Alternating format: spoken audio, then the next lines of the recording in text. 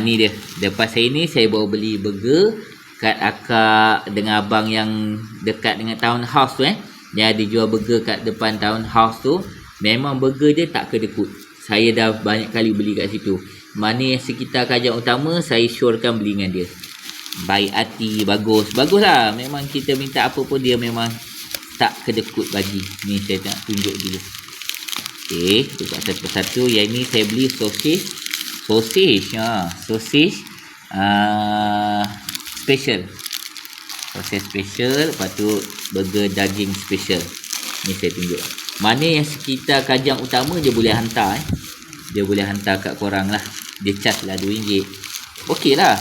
Daripada korang nak keluar kan. Ni dia saya tunjuk.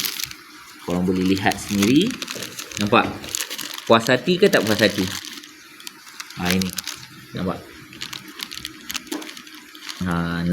Saya nak promote lain saya tak tahu. Tapi yang saya tahu dia punya, yang dia bagi ni semua tak kedekut Saya dah banyak kali dah makan. Apa-apa pun memang terbaik. Terima kasih. Semoga dimurahkan rezeki dan dipermudahkan segala urusan. Ciao. Kalau berminat korang boleh beli kat dia. Cuba dulu baru korang tahu.